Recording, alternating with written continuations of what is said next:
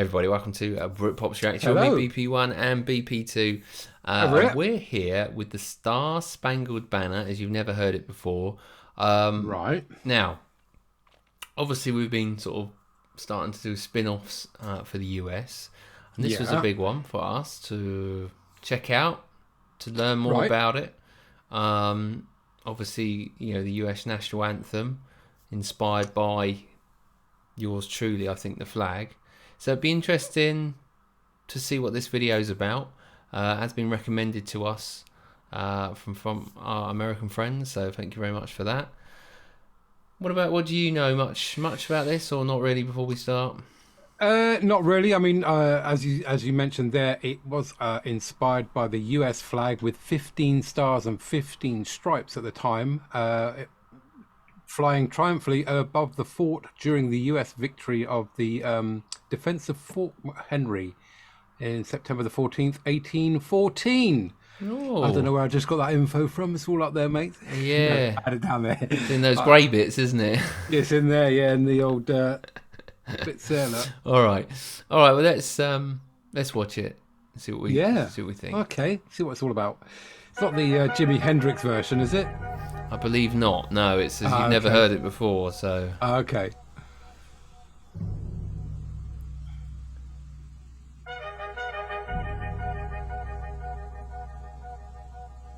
There was a lawyer once. His name was Francis Scott Key.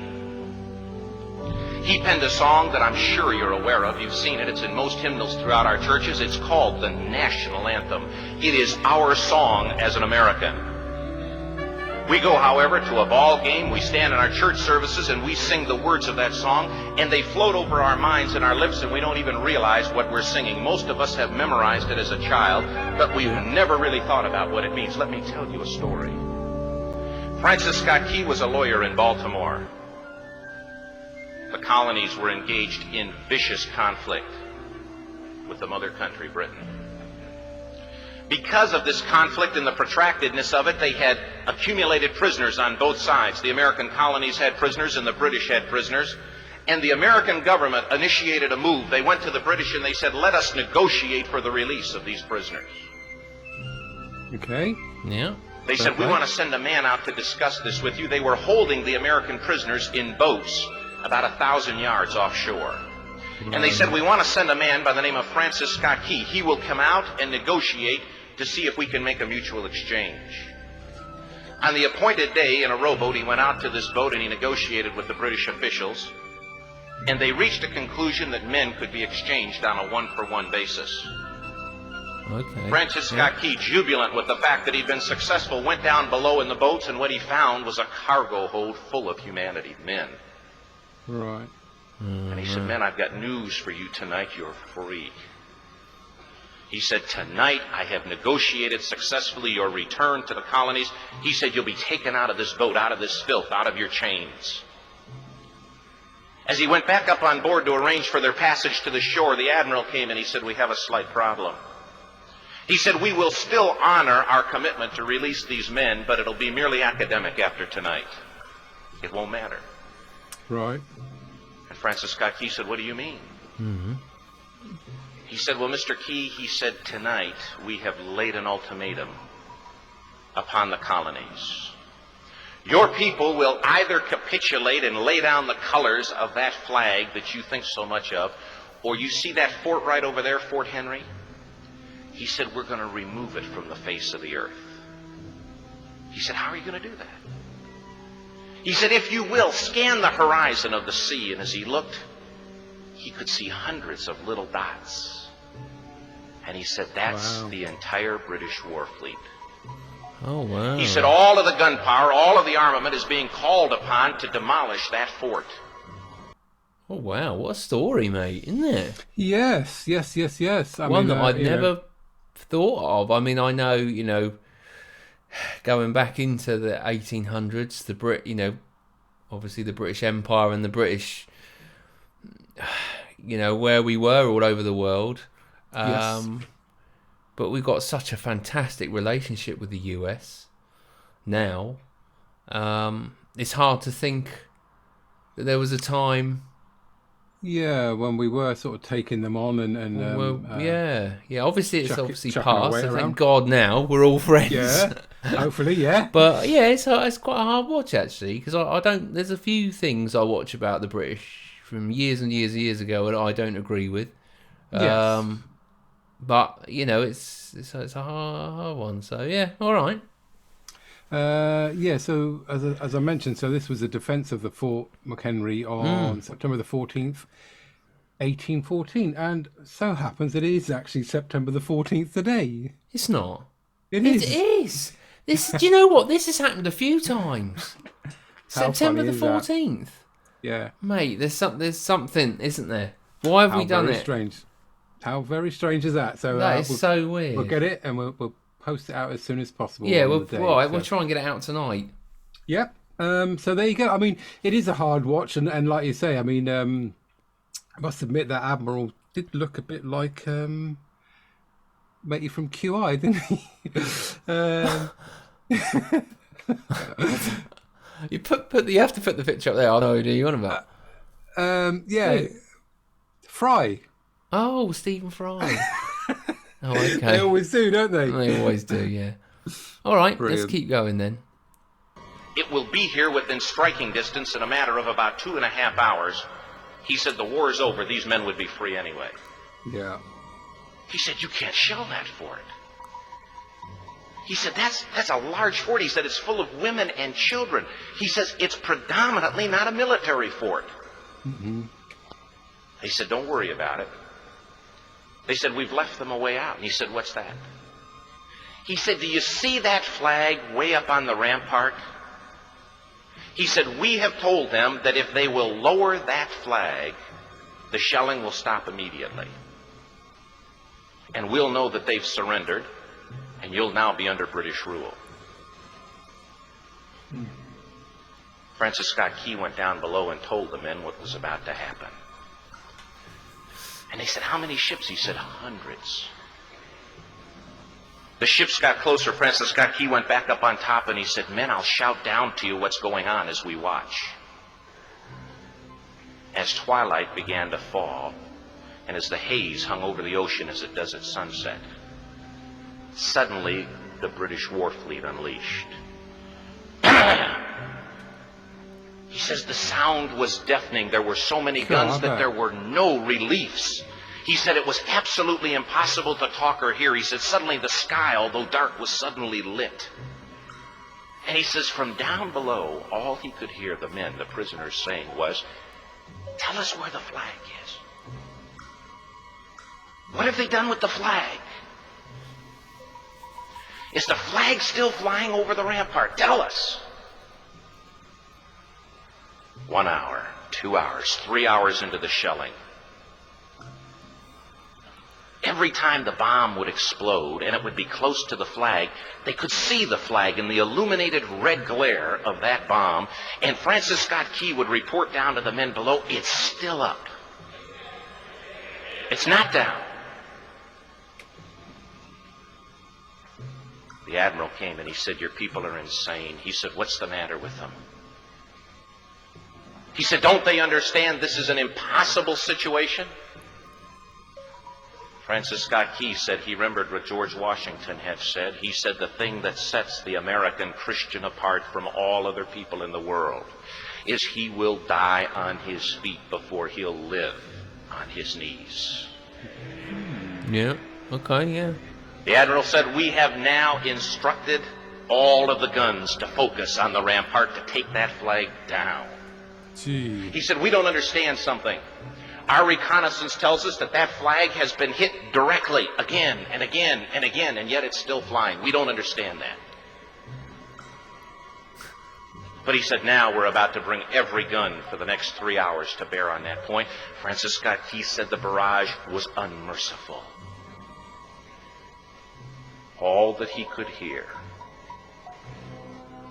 was the men down below praying. A very interesting story and a very well documented story. So Yeah. obviously, you know, these conversations, I mean, I don't know how much of it is obviously filmed and how much of it is actually, you know, word for word or what actually happened. You know what these stories are like. But really interesting to know that surely that flag would have gone with all those bombs. You would have thought, all the cannons. You would have thought so, but accuracy wasn't really their strong point, was it? With cannons, it was more point and guess. But a horrible situation for them to be in. It must have been, hell on earth for the people in the fort. But I mean, I've pulled up the Wikipedia page here. So it says that around 1,500 to 1,800 bomb shells and over 700 rockets were fired at the fort, but with minimal casualties and damage being done. Only 4 men died and 24 were wounded in the fort. Well, that's not. That's obviously bad shooting.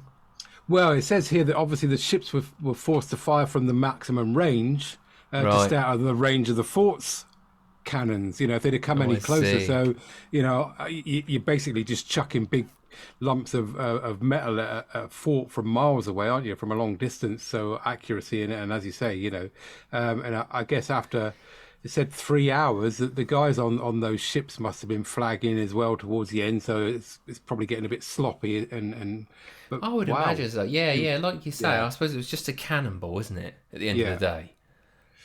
Yeah. But yeah, all right. Oh, okay. The prayer. Okay. God, keep that flag flying where we last saw it. Sunrise came. He said there was a heavy mist hanging over the land, but the rampart was tall enough. There stood the flag, completely nondescript, in shreds. The flagpole itself was at a crazy angle, but the flag was still at the top. Francis Scott Key went aboard and immediately went into Fort Henry to see what had happened. And what he'd found had happened was that flagpole and that flag had suffered repetitious direct hits. And when it had fallen, but men, fathers, who knew what it meant for that flag to be on the ground, although knowing that all of the British guns were trained on it, walked over and held it up humanly until they died. Their bodies were removed and others took their place. Wow. Francis Scott Key said what held that flagpole in place at that unusual angle were patriots' bodies.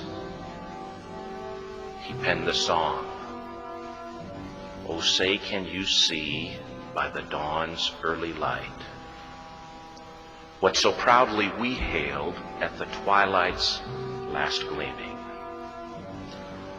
Or the rocket's red glare, the bombs bursting in air, gave proof through the night that the flag was still there. Oh, say, does that star-spangled banner yet fly and wave o'er the land of the free and the home of the brave?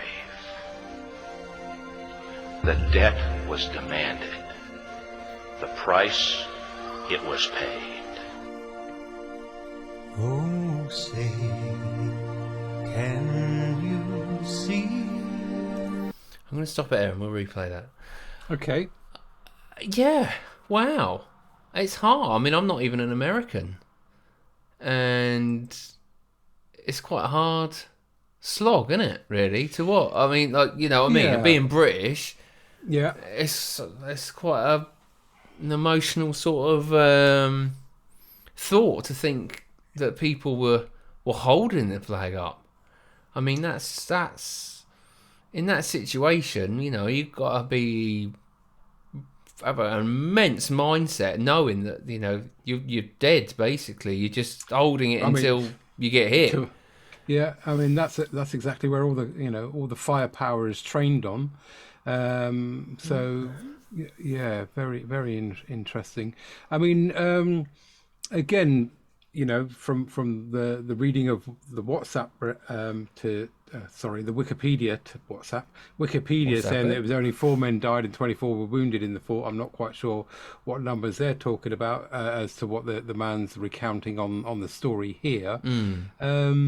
So, you know, it says that the poem was set to the tune of a popular British song, also written by John Stafford Smith for the Anacreontic Society, a men's social club in London, to Anacreon in Heaven. So, uh, um, so the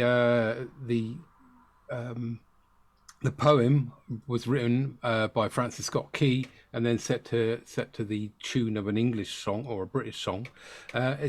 It says that it's a difficult song to sing by non-professionals because of its wide range. It's set over a 12th or something, so I think it starts low and goes quite high, doesn't it? So Yeah. lots of interesting information, but All right. Well, yeah, it's we'll have a listen to it impressive to because I think understand. I'll Yeah. definitely listen to it differently now. Make sure Okay. you subscribe with us here at Britpops React. You know, do come with us. You know, join us on our channel. We do all sorts, and you can influence, you know, what we watch and listen to. All right. Well, let's have a bit of a replay of that because I'd like to just see. Yeah, most replayed. Yeah, I think so as well because I want to listen to it again now, knowing the story.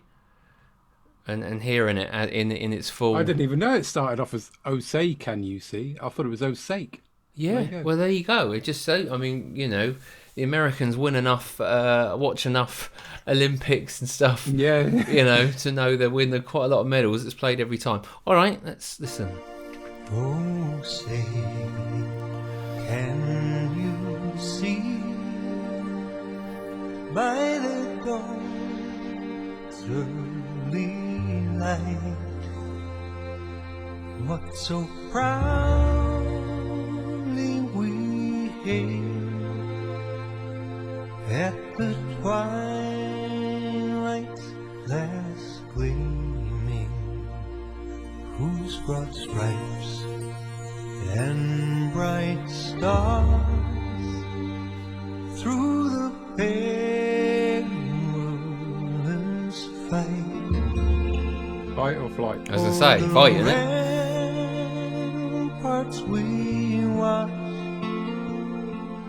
were so gallantly streaming, and the rockets spread clear, the bombs bursting in air gave proof through the night that our flag was still there. Oh, say, does that star-spangled banner yet wave o'er the land of the free and the home of the brave? Oh, say, does that star-spangled banner yet wave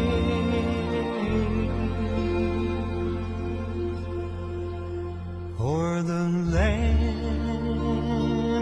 of the free and the home of the brave? Oh, there we go, sir. Hey, Very interesting. Oh, I mean, so I wonder how many Americans are watching this now with their hand over their heart. I mean, yeah. and how many of them actually got all the words right? Apparently, it's a big thing that the words often get sung wrong because it is a difficult song. So when they do any of these big ones, they sort of pre-record it or lip synced to it to Christina Aguilera famously got it wrong. In 2014, it was the 200th anniversary of the Star-Spangled Banner, and it's been played at the beginning of most NFL games since the end of World War II. Wow. What a history lesson, mate. And What a history lesson. I had no idea. No idea whatsoever. Wonder where ours comes from then. Where does the Union Jack, again, where's that come from? Well, the Union Jack. Well, to be honest, I have my own thoughts on it, but that's for another day, I think. Okay, yep. Really enjoyed that. Really enjoyed listening to the story, understanding where it's just come from. You know, that song. And just the story alone, being a Brit and learning about our own history there as well as the US history. So, yes. Woo, well, hey, there you go. Hey, what we like. Always having a fight, us lot, aren't we? Hey, Give we it a are rest. goddamn Brits, Anyway, Anyway, a rest. All right, there you go. All right, until tomorrow. I hope you enjoyed that. Yes. Well, I certainly did. For another reaction, make sure you do join us at Britpop's React. And please do like the video before you go. It always helps us out. Thank you very much. All right, until then, it's goodbye from me. Goodbye from him on September the 14th, 2022. Amazing. Bye. He's a 20th century boy.